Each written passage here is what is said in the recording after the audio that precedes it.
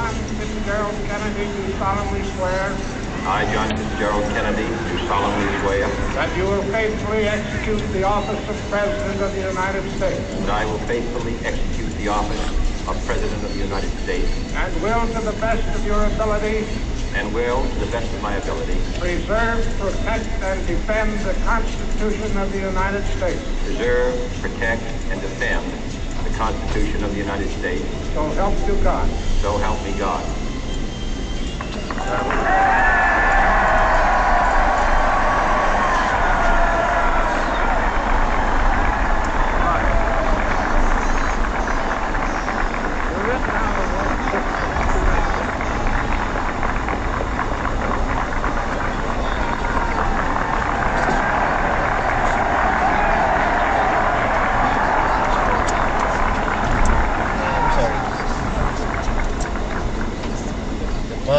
Vice President Johnson, Mr. Speaker, Mr. Chief Justice, President Eisenhower, Vice President Nixon, President Truman, Reverend clergy, fellow citizens. We observe today not a victory of party, but a celebration of freedom, symbolizing an end as well as a beginning, signifying renewal as well as change. For I have sworn before you and Almighty God the same solemn oath our forebears prescribed nearly a century and 3/4 ago. The world is very different now, for man holds in his mortal hand the power to abolish all forms of human poverty and all forms of human life. And yet the same revolutionary beliefs for which our forebears fought are still at issue around the globe.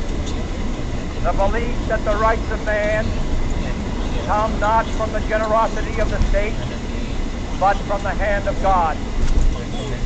We dare not forget today that we are the heirs of that first revolution.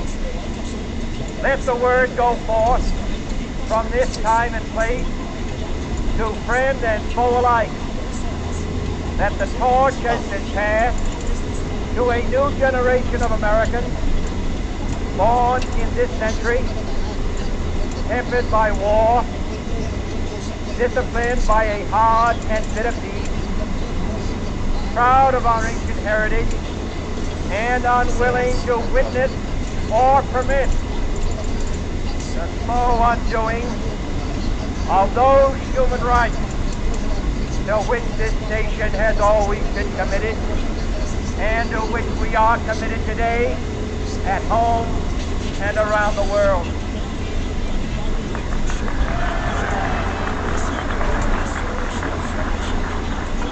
Let every nation know, whether it wishes us well or ill, that we shall pay any price, bear any burden, meet any hardship, support any friend, oppose any foe to assure the survival and the success of liberty.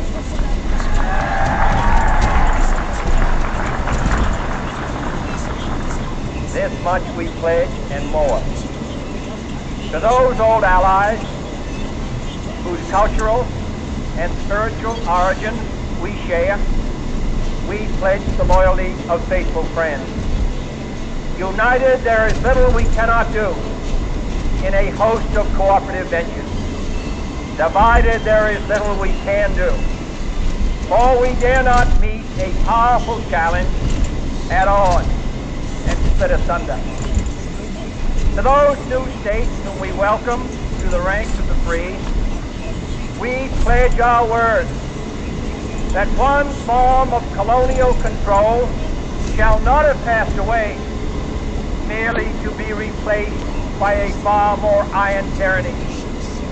We shall not always expect to find them supporting our view, but we shall always hope to find them strongly supporting their own freedom, and to remember that in the past, those who foolishly sought power by riding the back of the tiger ended up inside.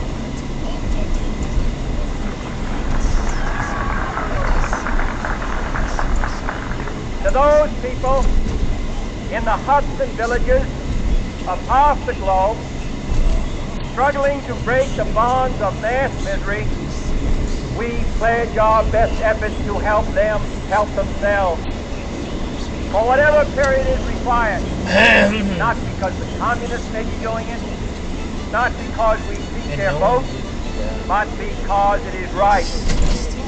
If a free society cannot help the many who are poor, it cannot save the few who are rich.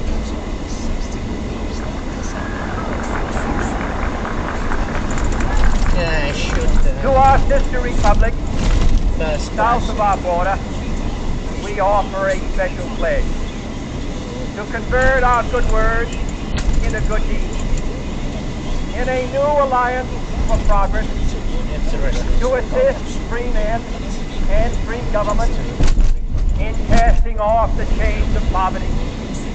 But this peaceful revolution of hope cannot become the prey of hostile powers.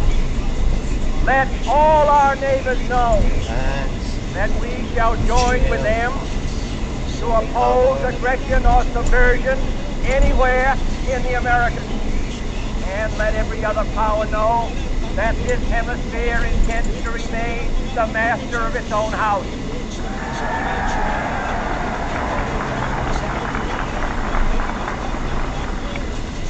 To that World Assembly of Sovereign States, the United Nations, our last best hope, in an age where the instruments of war have far outpaced the instruments of peace, we renew our pledge of support to prevent it from becoming merely a forum for invective, to strengthen its shields of the new and the weak, and to enlarge the area in which its grit may run.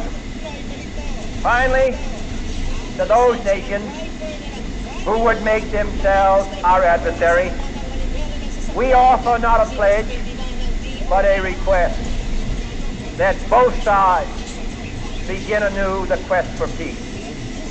Before the dark powers of destruction, unleashed by science, engulf all humanity in planned or accidental self-destruction. We dare not tempt them with weakness, for only when our arms are sufficient beyond doubt can we be certain beyond doubt that they will never be employed.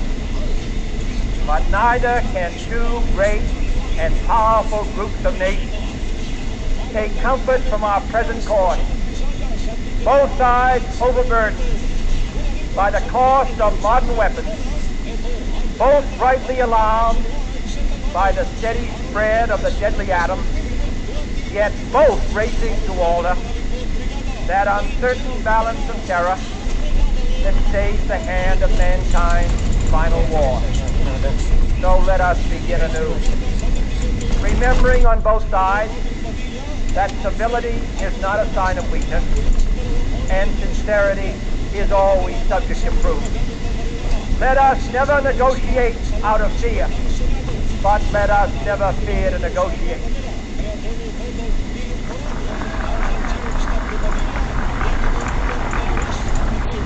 Let both sides explore what problems unite us, instead of belaboring those problems which divide us.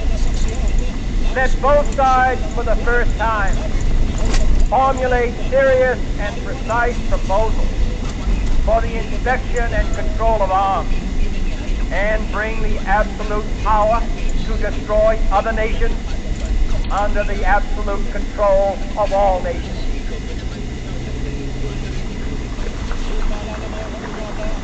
Let both sides seek to invoke the wonders of science instead of its terrors. Together, let us explore the stars, conquer the desert, eradicate disease, tap the ocean depths, and encourage the arts and commerce. Let both sides unite to heed in all corners of the earth the command of Isaiah to undo the heavy burden and let the oppressed go free. And if a beachhead of cooperation may push back the jungle of suspicion, let both sides join in creating a new endeavor. Not a new balance of power, but a new world of law, where the strong are just, and the weak secure, and the peace preserved. All this will not be finished in the first 100 days, nor will it be finished in the first 1,000 days, nor in the life of this administration, nor even perhaps in our lifetime on this planet. But let us begin.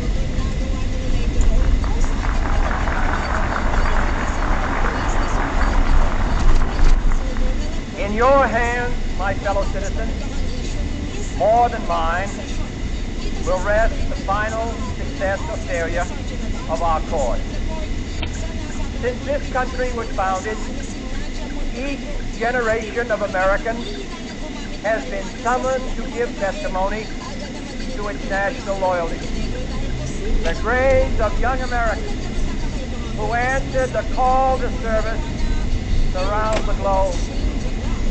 Now the trumpet summons us again, not as a call to bear arms, though arms we need, not as a call to battle, though in battle we are, but a call to bear the burden of a long twilight struggle, year in and year out, rejoicing in hope, patient in tribulation, a struggle against the common enemies of man, tyranny, poverty, disease, and war itself.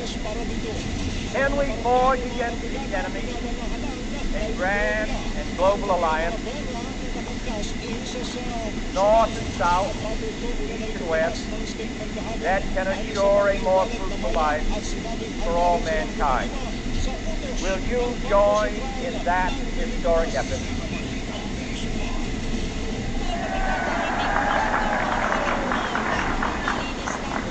In the long history of the world, only a few generations have been granted the role of defending freedom in its hour of maximum danger. I do not shrink from this responsibility. I welcome it.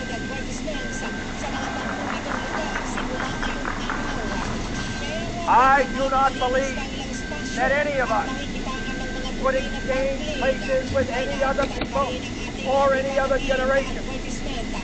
The energy, the faith, the devotion which we bring to this endeavor will light our country and all who serve it. And the